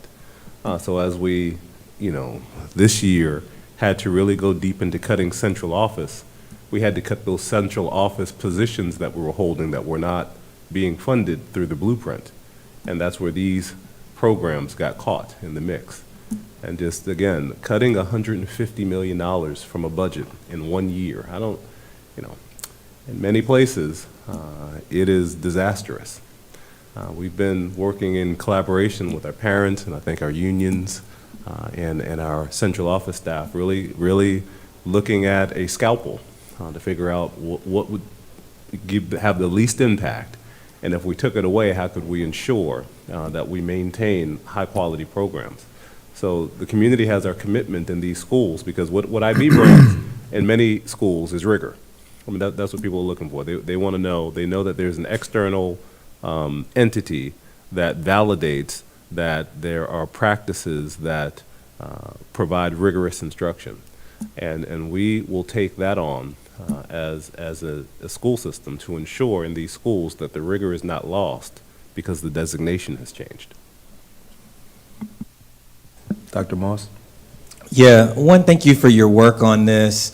I want to, take a bit of my time to reiterate the chair's comments earlier for the general public. You've not heard any cuts to the board office, and we often get critique that we're willing to cut other places, but not in our own house. You can fully expect those to come. I'm sure someone will say that, and so I want to make sure you have all the correct information when you do that. Secondarily, I'm going to push you a little bit, Superintendent.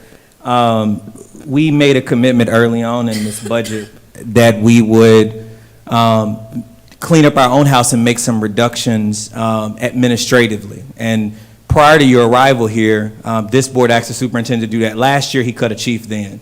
So we've actually seen some cuts there. It would be helpful if you could walk the general public through, and myself, this added position around professional learning. And I want to articulate, I understand the profound need to do that, to centralize it so we have some uniformity. I love your quote around the enemy of excellence is variance. I appreciate you saying that. As a former teacher, school principal, I think 99% of the PD that I attended was trash and not useful, and I wish it had been more focused. Your attempt to bring that in and to reel it in, how are you paying for this? Is it coming from Title I dollars? Title II dollars, which we often use for professional development. Where is this coming from? You can look at this on paper and it looks like you're adding a position in a time where you said you're removing positions, and you weren't able to speak to this in your presentation. So can you contextualize how you're making this happen and the importance of it? Absolutely. One, if you want to prioritize something, somebody has to own it. And I think one of the challenges we've had in our system is professional development is in a multitude of places. And as a result, we see that inconsistency that creates the variance that results in professional development being accidental, not required, and job embedded and consistent. So what we're doing is we have some offices right now within human resources that house professional development and other things. We have programs for new teachers. We have programs for culture. We have programs for assistant principals and new principals, programs for support staff. But they're not, a lot of the stuff is offered kind of voluntarily. And so we're recouping funds from around the district. So there are dollars that were in curriculum and instruction. We do have a Title II budget, which is for professional development. All of that will be housed under this one entity. We're repurposing dollars and positions here. So in many offices, a part of the 85 to 100 people that will be, that have been notified are central office people that we're going to repurpose these positions. So that's why it's only $1.1 million for the entire system, because many of the funds that are there are cost neutral that I'm pulling from other places to be able to house that. So their budget will be more than $1.1 million. We just put 1.1 as a whole, and the focus is really going to be on reading and mathematics. Like we've got to lock in and be clear about what's important right now for us, and over time we'll expand. But we've got such a need with reading and mathematics in the system, with 20-some-odd% of students. I think 24% of students in mathematics being proficient, about 30 or so in reading. We have to make sure that those teachers get job-embedded professional development. So we have a $1.6 million grant, I believe, coming from the state to support literacy, and this office will help complement that with reading and math, so that way we can have scaled, focused support as we go through. So the headline is not you cut schools and added a central office. So I just want to make sure that headline is not true. What we've done is we've reallocated funds from that were scattered around the district into one centralized. Board Member Brown.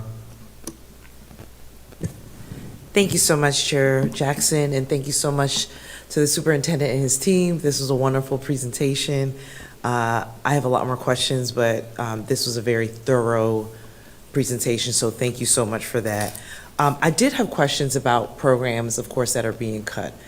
As a PGCPS parent, we are adamant of making sure our children get into these specialty programs. So I'm saying this to say, for parents who are like, man, I would have loved my child to be in the IB program, but it's so competitive to be in science and tech or 3D scholars. When we get rid of those or eliminate those programs, does that give opportunity to open more seats for science and tech or 3D scholars? Because I think some parents would like that opportunity still to have their children be in a specialty program? Well, two things I would say. We've got to focus on scale, excellence at scale. And, for years, places like Prince George's County, and this is nationally, have created magnet programs as a way to retain middle-class families, quite frankly, in the systems. Because there is a perception quite often that you can't get excellence in our neighborhood school. Well, I think the sentiment of the blueprint was to provide appropriate dollars and more research to make sure every neighborhood school in the state of Maryland has excellence present there. One of the things we have to have larger discussions about as a system is equity and access across the district. Because we don't want any of our families to feel like winners or losers because they can get into a lottery or not. There should be quality options and access in every neighborhood school across the district. And we've been working and thinking about, how we better partner with our community college as we are working to expand the dual enrollment to give all kids that rigorous option in their schools. And we've also been working and talking to some of our universities, like Bowie State University. So it was great to see the gentleman from Bowie here today, but also University of Maryland Global Campus, to try to find sequences of courses that we could offer maybe virtually and give more rigorous access across the board. So we move away from the specialty notion. And the final thing I would say for IB, the IB programs still exist in our high schools. So though we don't have it in the elementary and middle schools, the high school programs that were here are still here. So those families who believe in an IB option versus AP or dual enrollment will have that same opportunity to apply. And Superintendent, if I could just add, just because you mentioned it, for our parents to know, the programs where we are removing IB, they were boundary schools. So you couldn't apply to those schools. You just had it because it was in your boundary school. Yeah, thank you. Board Member Gores-McCants. Thank you, Chair Jackson, and thank you all to our superintendent and team so much for giving us this presentation and really taking our feedback to heart when we gave you the charge at the beginning about what we wanted this to look like, and not just this presentation, but the process overall. Not to beat a dead horse, but I do want to bring up again some of the things that my colleagues said, as well as some of the things you said, specifically as it relates to our IB program. One of the things that I've heard a lot from my community, especially last night from Maya Angelou, French Immersion specifically, that their concern is around specifically how having that IB training that their teachers have affects the culture in their buildings and changes the interactions they have. So how, especially as, we love our teachers and we hope they stay, but as people come in and out of buildings and all of that, how are we ensuring that that inquiry-based learning is still happening in those buildings? And are we doing anything to try to possibly expand that outside of just our IB middle years and early years program? Yeah, so what I would say is the superintendent talks a lot about job embedded. So I think in anything we have to build for sustainability. So we have so many teachers that we've paid for to go through IB training in all those schools who are trained. So it should be an expectation that as other teachers come in, that they have the ability to build those professional learning communities in their building. But remember, I will still have an office that supports our high schools for IB, and that staff can go out to those schools to help maintain. The good thing about IB is the teachers in those buildings created with our curriculum those service projects. So the projects they have are the projects that they will be able to still continue to do because they created them.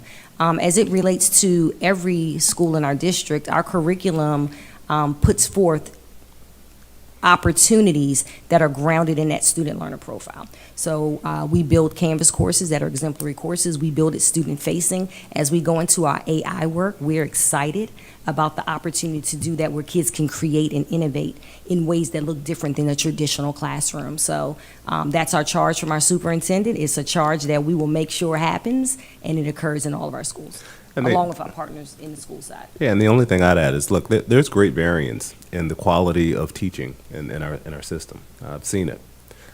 And I think one of the things we're working with principals on in this current budget process is looking at return on investment, being clear about the dollars you have, what you work with your school leadership team to plan for.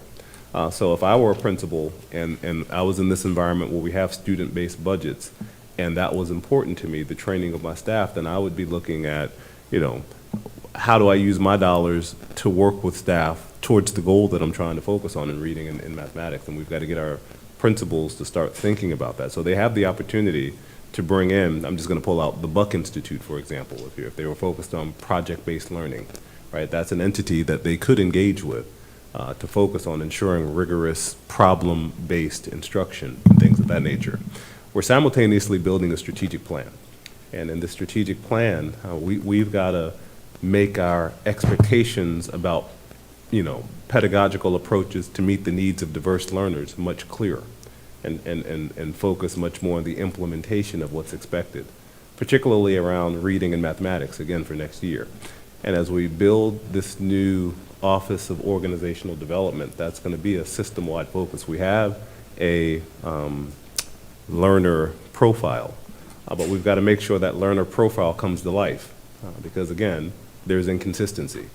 And I think that inconsistency is a result of a lack of job-embedded professional development and expectation. And so that's going to be the major focus moving forward once we lock the strategic plan down. Thank you. I did have a comment myself. I would just say I would argue that, and some of my colleagues may not agree with me, but I believe that District 6 maybe has the highest variance in, I guess, wealth, like the distribution of wealth. Like from, we bolster some of the highest incomes, in Mitchellville, Woodmore area, all the way down to neighborhoods that border the district. And so with that being said, I know that we came up with these cuts, from a very, I guess, pragmatic, approach.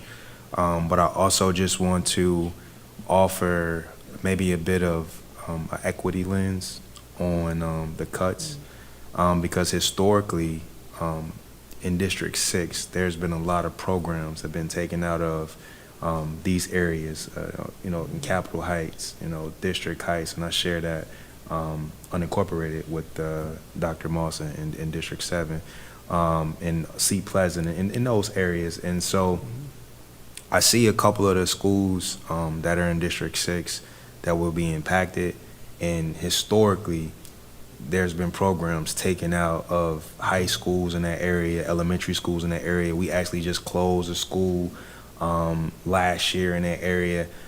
So I just want to maybe offer a bit of, perspective when it comes to like the equity play. Yeah. Being in the area that's under-resourced already, just from an optical standpoint, taking more programs out of that community can cause a lot of friction. So I just want to make sure that we take in consideration what the communities have already lost up until this point. I just want to offer that perspective.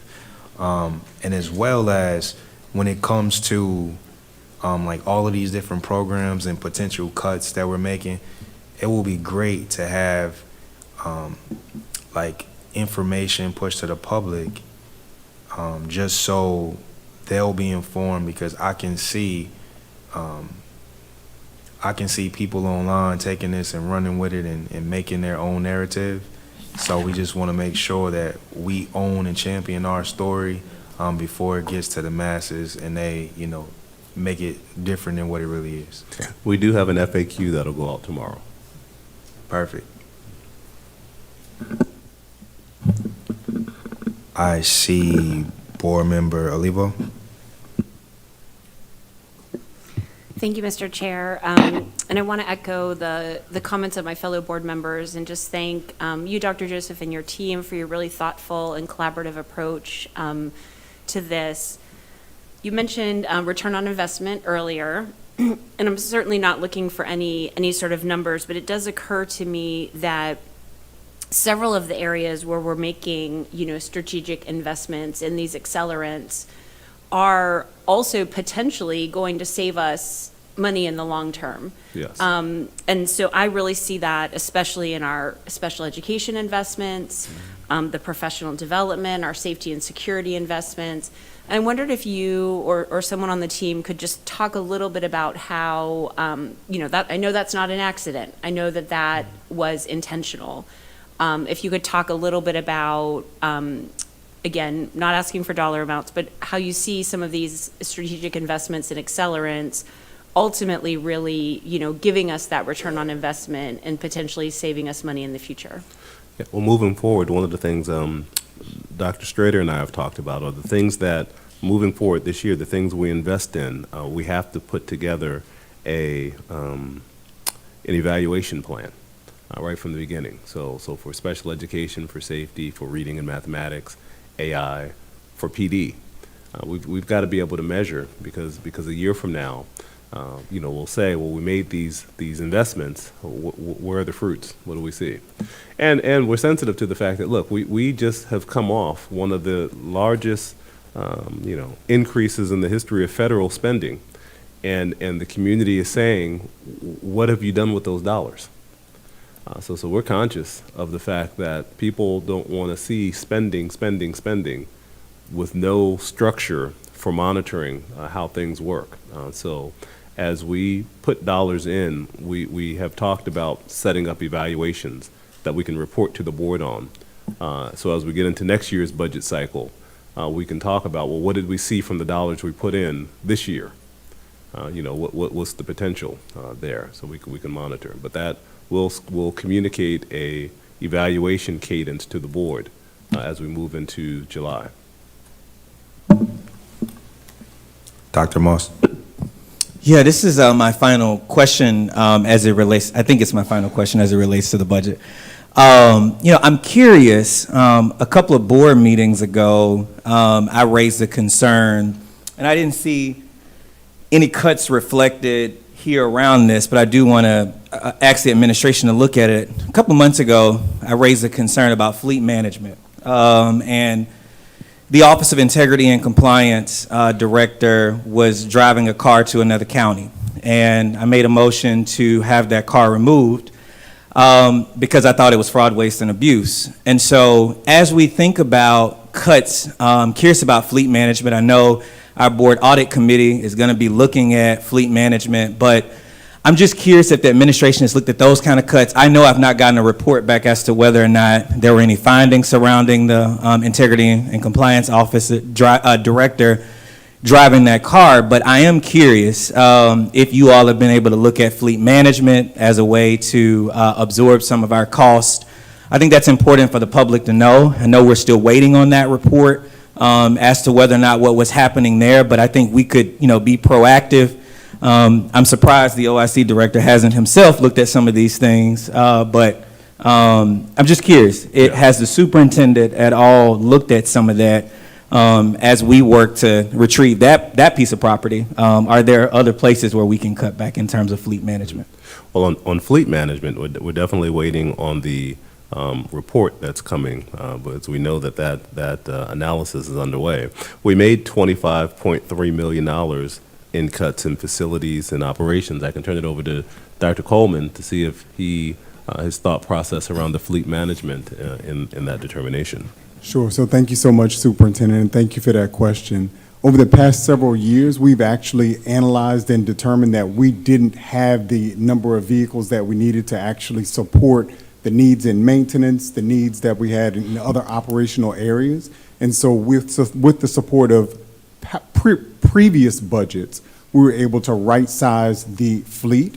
And now we've been able to stop investing in that space and really just look at a replacement cycle that keeps us at an operational standard. So we're not looking at continued investment, we're looking at maintaining what we have. Thank you, Superintendent and Chief Coleman.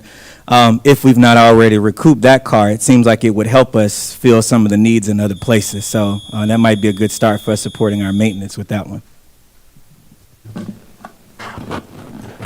Thank you. Yeah, to piggyback off of that question, so I do have a question about just our model in general on how we approach vehicles and also, like buses, in general.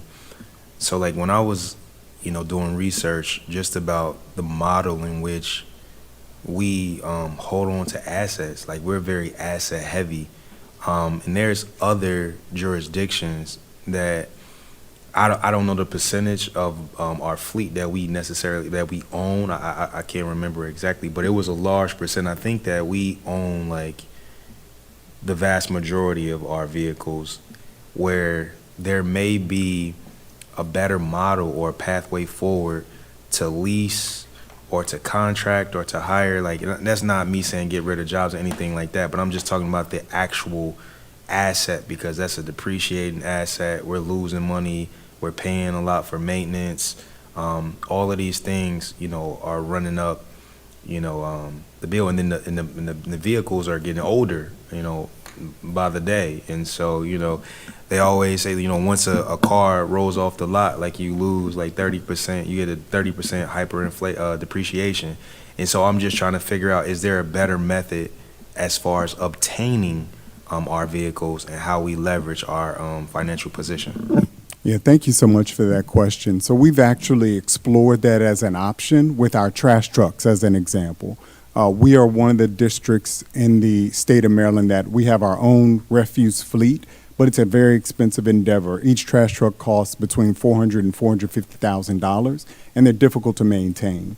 So we have been contracting out a certain number of our routes for trash truck service through a contractor to determine whether or not that's something that we could expand moving forward, because it's costly to maintain those vehicles, but we can't go too far too fast, because there's a certain cost to the contracted services needed to provide that service. So we're exploring it as we can, but in limited fashion. With respect to our buses, we follow the state mandate that vehicles have to be on a strict replacement cycle of every 12 years. So we replace 100 of our buses each year, roughly, over a 12-year replacement cycle. But when you replace the vehicles, so does the state mandate, are we not in compliance if we were to lease instead of own? I guess that's my question about like those vehicles. So we haven't explored the lease option. The difficulty that I could foresee with that is that we outfit our buses to meet the standards that we establish for our system. For example, we have to equip our buses with the GPS location system that we select. We have to equip our buses with the camera systems. Each one has 8 cameras, 4 internal, 4 external. We have to equip them with the cradles and tablets that we use for GPS location, as well as the radio systems. And a lease vehicle would not allow us to customize them the way that we need to. Yeah, I agree, and I don't want to keep going over my time, but I will just say this. I'm the chair, so I can say this. So I will just say this though, is that we commute. Probably, is it like the top 5 amount of students in the country or something like that? It was like top 10, something like that. Top 10 students that we move around. Just from a business perspective, if I have buses to lease, I'm going to work with a top 10 transportation service, because I know that you're going to get economies of scale. You're going to be able to produce at a whole. So I'm sure that there are outfits out there that will be willing to work with us because of the volume of students that we're transporting on a day. So I'm just, just spitballing here, just figuring out like how could we approach this, maybe just from, a financial, like, just being more fiscally responsible when it comes to like, because I don't know, I'm rambling out here. I'm gonna just be quiet, but I just want to say it's just like having these assets is just like they're depreciating assets, and then we paying for maintenance, we're paying for parts, we're paying for people to work on those buses. And if we were to outsource that, I think that we will save significantly. And then I think that there will be companies that be willing to work with us to, customize our buses to our needs. Yeah, definitely appreciate that. But just going back to Dr. Joseph's point, we were able to find approximately $24 million worth of savings in the operations area. One of the spaces that we looked at, not necessarily in cuts around our fleet management, but around things like overtime, right? We are looking at ways in which to still utilize the overtime that we need to provide the needs for our district, but to do it in a way that's more strategic and a way that's more responsible. So that's where we're finding the savings, is areas such as compensation through additional overtime. Thank you. Board member, is that Brown?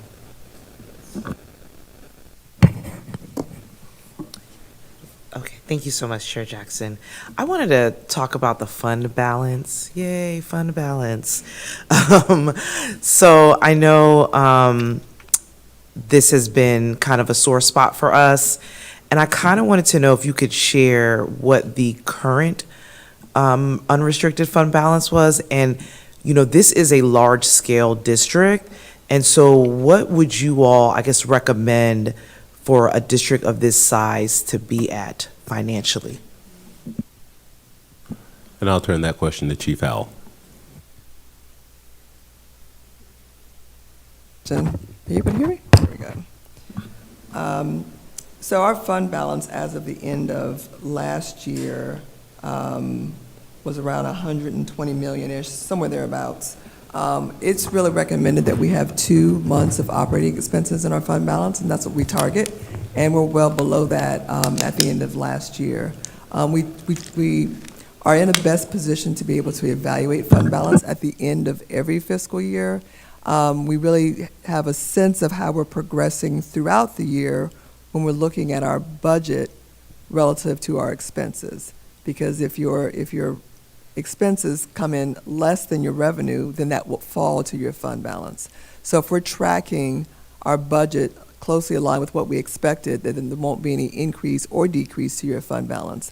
But as of the end of last year, we're much lower than we really should be. And we do have a planned use of fund balance in this year as well. So we are really looking to certainly continue to control our costs. We stated a few board meetings ago that we have been in a hiring freeze and discretionary funding pause as well. And so we're really taking all the steps that we can this year to make sure that we're prioritizing our dollars on essential services and trying to control our spend as much as possible.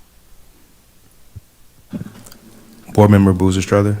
Yeah, thank you so much. So just going back to your calculation on the $150 million gap, that comes because the county has given you an estimate of a budget amount and the state has given you an estimate of the budget amount, correct? Again, I will let Dr. Howell, Chief Howell. Thank you, Chief Howell. I want to keep going then because Sure. I don't want to lose my time. Sure. Because there's a $150 gap because you're given estimates before the county has completed its budget cycle and the state legislature has.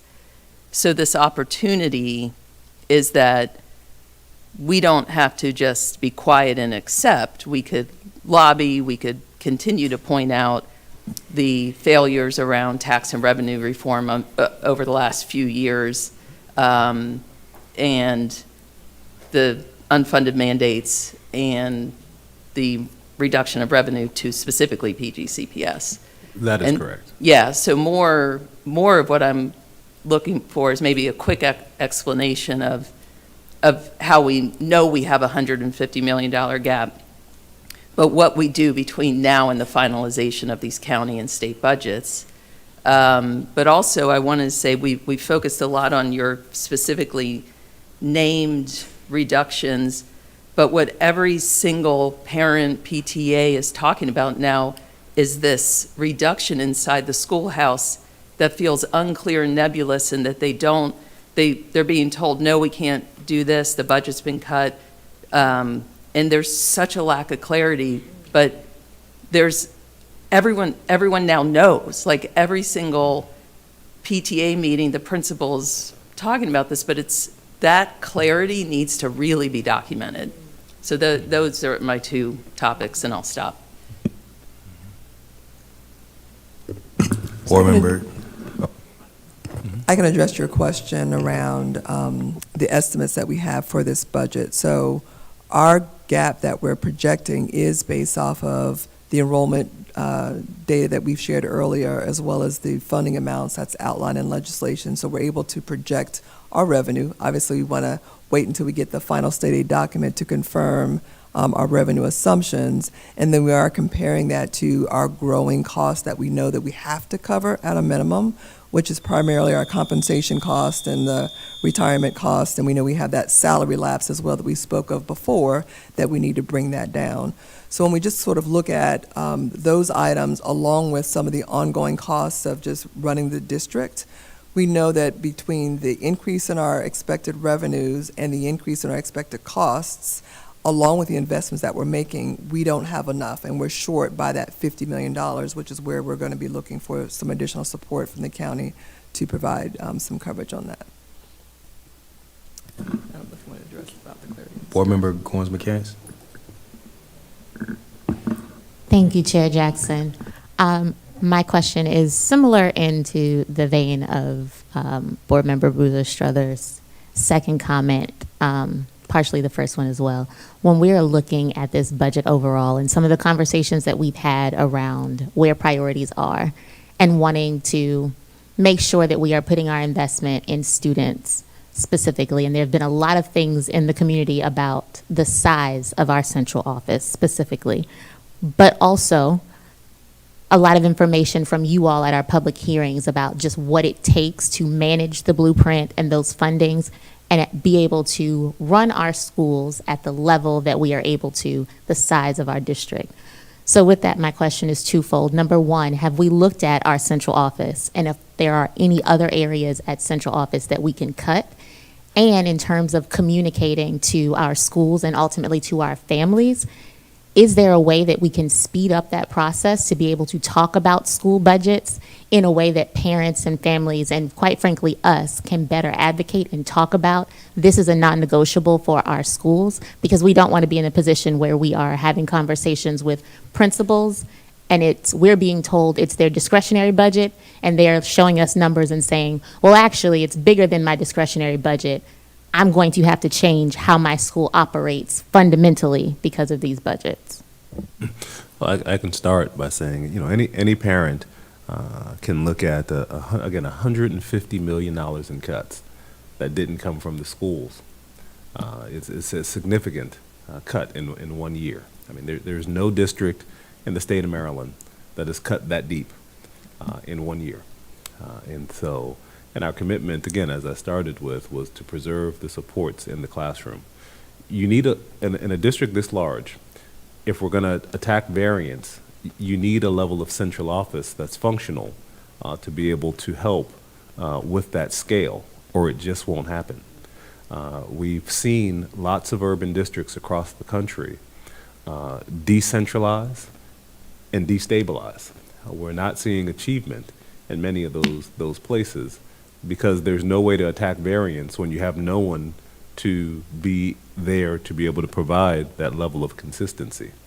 And so, it's vogue to talk a lot about central office, positions and capacity. But no, I think our public should know, we cut $150 million in 1 year, this year, without going to schools. That's a lot, with our budget size. And I'll speak a little bit to the school budgeting process, and then you can add to that as well. So we have been working very closely with the schools team across the board in planning for what the school budgeting process will look like for this year. We have been engaging with our principals as well, and having them a part of the process. As Dr. Joseph stated, we really stayed as far away from the school as we could. Now, when it comes to school SBB, student-based budgeting, they receive an allocation of funds. And so while you saw one of the reductions was a 35% reduction in discretionary, they're going to get their pot of funds and they can build their budget how they see fit. We made the reduction based off of discretionary, but when it gets down to their actual plan for that year, it may look different in terms of how it's executed. But we wanted to make sure that when we looked at all that spend across the board, that we were really focused on not getting too deep, where they would be forced to look at not just discretionary, but also positions. Keep in mind as well that we are building our budgets for next year based off of projected enrollment for next year, which has a student count going down of 1,100 students. So there will be fewer students in schoolhouses next year. This year alone, we had a decrease of 1,500 students. So the enrollment in the schools are going down, and we kept the funding for the schools relatively flat. So they should be able to build their budgets in a way that instruction should not be impacted.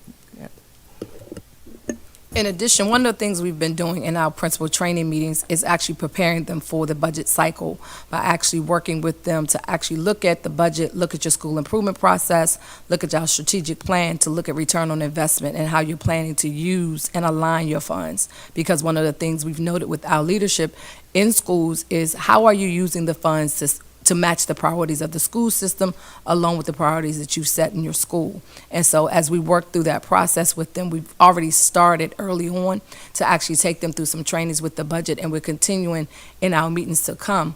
They will also receive their budget amounts earlier so they can see exactly what they have and what we're giving them. They'll see the tasks from human resources, from budget, from the school side, and everything on one document. And so they will have that opportunity to meet with their families, share the priorities, get input from the communities much sooner than we have in the past. And so that's what we've been working with our principals on, to ensure they have the documentation that they need to present to families and also to understand the budget. And I think we've got to acknowledge, and again, talking about the importance of a central office, you know, you'd be surprised at how many folks have gone through and gotten degrees, but really have never gotten any real financial training. And then we place them into principalships, and we give them multi-million-dollar budgets and say, figure it out. Without support and coordination, they don't make good decisions. And so we've got to do a better job of building that capacity and support at scale as we go through.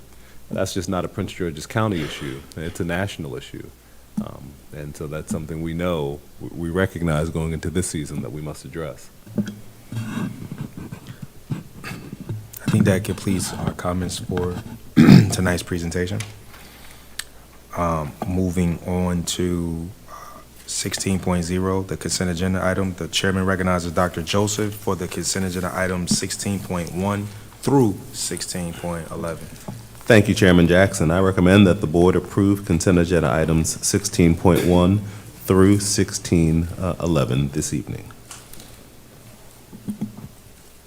Thank you. Board members, would you like to pull any of the agenda items for discussion? And just note that pulling the item does not denote a no. It only indicates a desire to discuss further. All right, thank you. If there is no objection, the consent agenda items 16.1 through 16.11 will be adopted. There are no more unfinished business. No unfinished business, no general orders. No new business. Did you want to say something before you leave, Dr. Walker? Last words, Board Member Walker? Last words? Thank you guys for being you. All righty. There being no further business, the January 22nd meeting is adjourned.